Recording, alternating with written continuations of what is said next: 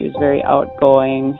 She was very beautiful always. You know, she was a very popular girl, very athletic, and she loved gardening. I mean, she had it made at home. She had nothing to run away from. If they were doing stuff like that, more people should have known, because The family should have known first. I firmly believe that the more people that know information, somebody saw something somewhere, and whether it was a critical piece of information, it might have led to a critical piece of information. I do stupid things when I was younger, yeah. Did I understand why I was doing them? No. Did you kill Belinda? Did you kidnap her or have anything to do with her going missing?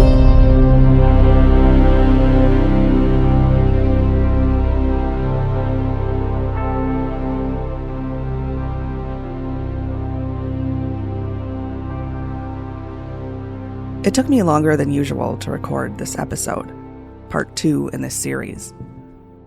It was, at times, hard to get the words out, because what you're about to hear includes graphic details about violent crimes that are heartbreaking. We made the decision to include these details, though, because, while they are not pleasant to hear, they provide the context necessary to fully understand this story. You're listening to The Vault. This is part 2 in a series dedicated to the missing persons case of Belinda Van Lith and the investigation that followed.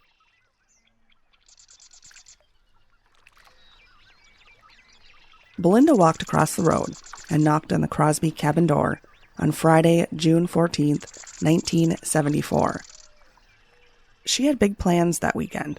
Her family was throwing a party the next day, Saturday, for her oldest sister, Pam. Timothy Crosby told investigators in the days after she vanished that Belinda came over on that day, the day before she went missing, looking for Susan, his sister.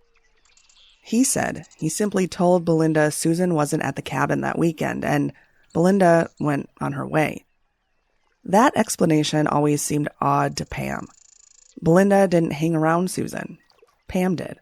Because I hung out a lot with Sue, their sister. Oh, okay. So I was over there quite often. Sue and I would go to dances together and stuff. Their dad would drive us to a dance, Maple Lake or whatever, you know.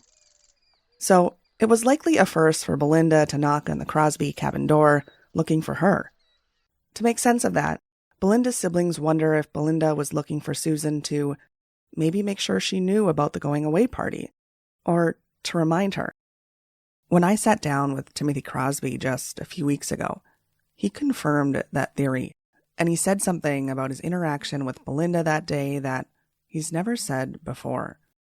Belinda had gone to your cabin, so you had told law enforcement, sheriff's office there in Wright County, that you spoke to her on the day before she went missing. So you were the last person to speak with her in person. She spoke on the phone to someone else, but I'm not really sure that's 100% true. well, that's just according to what you had told them 6 months after, and even right after, so before you were even ever a suspect. Well, I'd swear somebody had said something about a party, and that's why somebody was looking for Susan. Was she going to come up there? And I said, yeah, I think Susan's coming up this weekend. There was going to be a party there. Yeah, Pam's party. So that would have been Sue's friend. So I believe other people, what's the word? Were around, or were going to be around, or something. Oh yeah, because she didn't show up to the party. See, and I don't know any of that. See, I wasn't told a lot of things. I just know that when my attorney investigated stuff, I was ruled out of things. Well, and I'm not trying to be a contrarian. It's just having read the 1,200 pages, they never ruled you out. If Belinda was looking for Susan on that Friday because she wanted to make sure Susan didn't miss Pam's party, and she was told that Susan wasn't there, but that she would be around that weekend, it would make sense for Belinda to return the next day, before the party. Timothy Crosby has not admitted that Belinda returned to his cabin on that Saturday. He's not been charged with crimes related to her disappearance. His statements in that interview, though, give us more insight than we've ever had before. For me, it answers a question I've had all along. Sure, Timothy Crosby was the last person to see her, but Belinda talked to her friend Debbie on the phone the next morning. And then, later that day, she was gone. Since I started looking into this case, I always assumed that if Timothy Crosby, the main suspect, took Belinda, that seeing Belinda on Friday might have given him some sort of idea. In that scenario, I envisioned Timothy Crosby going to Dwayne's home, where Belinda was house-sitting. But there were never any signs of a struggle at that house. This information, that Timothy Crosby essentially gave Belinda a reason to go back to his cabin on the day she went missing, filled in another piece of the puzzle. We don't know if Timothy Crosby shared that information with sheriff's deputies who knocked on his door days later. But we do know law enforcement didn't think he was involved at all in her disappearance. They knew Timothy Crosby was the last person to see Belinda, but he hadn't yet caused any trouble around Eagle Lake. He was a quiet 18-year-old young man with no known criminal history. Plus, he was the son of a respected St. Paul police officer. Certainly, he didn't fit the profile of a potential suspect in the case. And that's why, when the phone rang at the Wright County Sheriff's Office in the early morning hours of December 31st, 1974, some 6 months after Belinda went missing, the news on the other end of the line, I can only imagine, was shocking. Officials with the Wright County Sheriff's Office learned when they picked up that phone that Timothy Crosby was in custody at the St. Paul Police Department for kidnapping a young woman in St. Paul and sexually assaulting her at a cabin in their jurisdiction. And then they learned the events that led to Timothy Crosby's arrest. A 19-year-old woman was hitchhiking the day before, on December 30th, 1974, near the University of Minnesota, when Timothy Crosby stopped and offered her a ride. It didn't take long for her to sense something was not right. She tried to open the passenger side door, but part of the handle was broken, and despite her trying as hard as she could, the door would not open. And then she felt the gun against her side. At gunpoint, he made her put her hands behind her back. He handcuffed her and took off. During the drive, Timothy Crosby kept his gun out for the victim to see. When it wasn't on his lap, he kept it on the dash, and he also kept a knife on the armrest. She asked if he was going to kill her, and he said yes, if she made him nervous. The victim told officers she remembered seeing the town sign for Rogers, a suburb roughly 15 miles from Monticello and 30 miles from St. Paul, when he pulled over on a back road. He got out a black duffel bag from the back seat and put on rubber gloves. He poured rubbing alcohol on some Kleenex and covered it over her nose and mouth. She couldn't breathe, but she kept fighting. He took women's clothing out of that black duffel bag and forced her to undress and change. He cut off her undergarments with the knife. He covered her eyes with tape and placed pink sunglasses over the top. And then he took off again, on his way to his cabin on Eagle Lake. When they got there, he parked his car and went inside first. At that point, the young woman was still blindfolded, but she managed to maneuver the tape so she could see. The sun had just gone down. The door of the cabin was just a few feet away, and she saw Timothy Crosby on the phone with someone. Then he hung up and came to get her. He put his jacket around her and pushed her inside. He tied her to the bed, sexually assaulted her, and forced her to pose for photos. After 2.5 hours, he led her back to his car. He drove her to Montecito Park in nearby Monticello. He continued to sexually assault her and threaten her life. And then, in the twilight hours of the next morning, he told her to get dressed, and he began the 45-minute drive back to St. Paul, where she escaped. When they were driving in St. Paul, Timothy Crosby just kept going in circles. And during that long drive, a young woman saw a squad car. She later told police officers she knew he wasn't going to let her go, and that he was going to kill her. With the squad car in sight, she reached her hand over to the steering wheel and laid on the horn. In the midst of the chaos, she was able to maneuver her foot, and she hit the gas. It worked. He crashed into the boulevard, and she started running.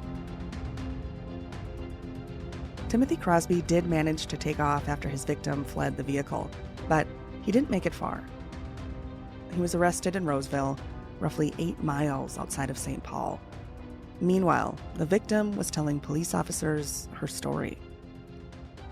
Inside Timothy Crosby's car, officers discovered a revolver, 1 long blade hunting knife, a butcher knife, masking tape, ammonia inhalants, rubber gloves, rope, and handcuffs. He also had a Polaroid camera and film. The photos he took of the victim were strewn about the floor of the car.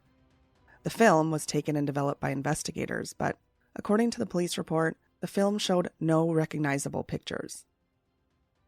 Officers also found an array of women's clothing in the car, including a yellow halter top, a navy blue shirt with an embroidered frog, women's underwear, and a pink bra that had been cut. Investigators also noticed his passenger side door was incredibly difficult to open.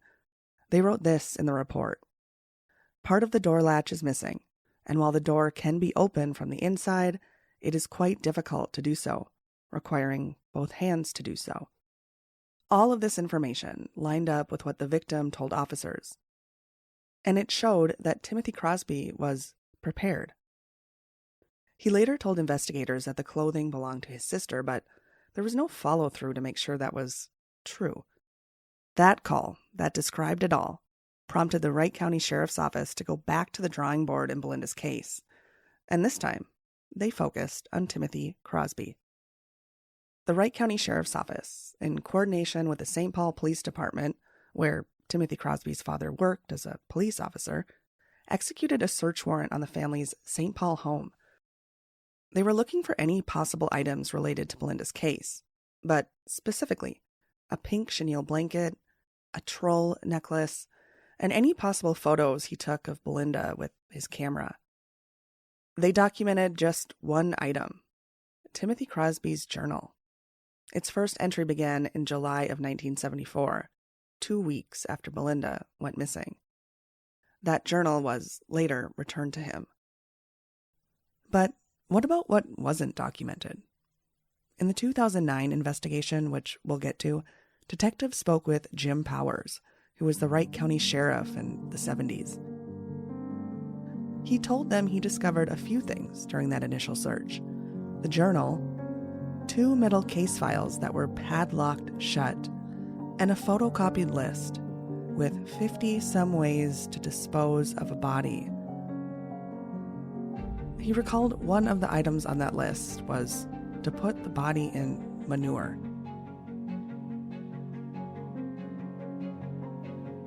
After the search, they started to talk with neighbors of the Crosby cabin to see if they remembered seeing Timothy Crosby the weekend Belinda went missing. During one of those conversations, a neighbor said Glenn, Timothy Crosby's dad, the St. Paul police officer, had told them he was upset that the, quote, tramp their son brought to the cabin was trying to pin a rape on him. He also wasn't too happy that, now, they were trying to pin Belinda's disappearance on his son too. Residents of at least 2 cabins told investigators they remembered he was staying alone on Eagle Lake the weekend Belinda vanished.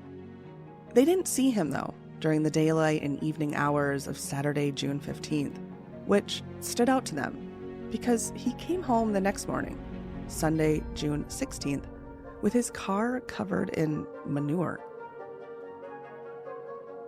After interviewing other neighbors, officers nailed down the details and timeline of Timothy Crosby's movements that weekend. He was unaccounted for during the day on Saturday, June 15th, the day Belinda went missing.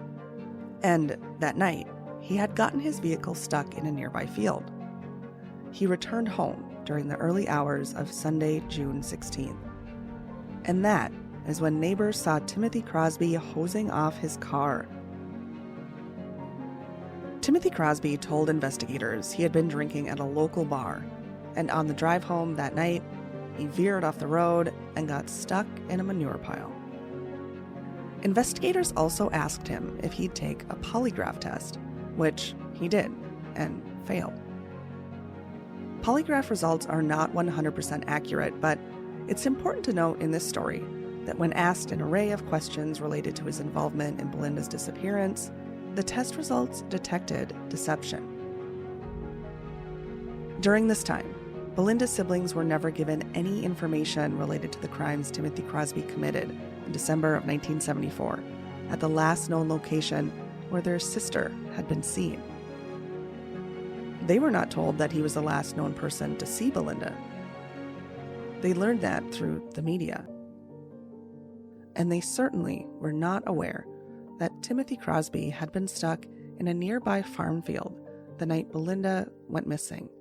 If they were doing stuff like that, more people should have known, because The family should have known first. I firmly believe that the more people that know information, somebody saw something somewhere, and whether it was a critical piece of information, it might have led to a critical piece of information. So by not telling anybody anything, I think they did everybody a big disservice by not getting that information out there. Even with all this information, the knowledge that Timothy Crosby was the last person to see Belinda, that he violently abducted, threatened to kill, and repeatedly sexually assaulted a woman 6 months after Belinda went missing, and that he went unaccounted for during the day and evening that she vanished, investigators did not attempt to search the field where Timothy Crosby had gotten stuck. And they didn't search the cabin. Those things wouldn't happen until 3 decades later. And here's something else they didn't do. Remember the clothes Timothy Crosby made his victim wear? There is nothing documented in the report to indicate those items of clothing were shown to Belinda's family or friends to see if maybe they could have belonged to her. Her siblings certainly don't remember that happening. Either does her best friend, Diane. We have filed an information request with the Wright County Sheriff's Office for the list of physical evidence related to this case. We haven't heard back yet, but I have a pretty good idea of what won't be on that list. And that is because in 1977, Timothy Crosby's dad, Glenn, had his lawyer write a letter to the Wright County attorney requesting they return the gun, handcuffs, and clothing that was put into evidence after his son's December 1974 crimes. And guess what? It looks like Glenn might have gotten what he wanted. The investigative file includes a 1977 letter from the county attorney to Wright County Sheriff Jim Powers. And it states, "We have no basis to hold these items."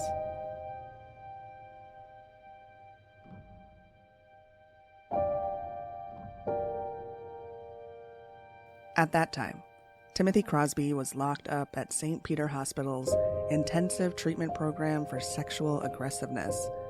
It's about an hour southwest of Minneapolis. He was there because he cut a deal. He pleaded guilty to aggravated kidnapping while possessing a firearm. The sexual assault charges were dropped, and he was sentenced to the inpatient treatment program. With Timothy Crosby locked away from society, Belinda's case seemed to go cold. He was granted parole in 1982 and released from St. Peter Hospital. In the next 5 years, 2 more women escaped from Timothy Crosby, including one woman who threw herself out of his apartment window after she was held captive for 16 hours.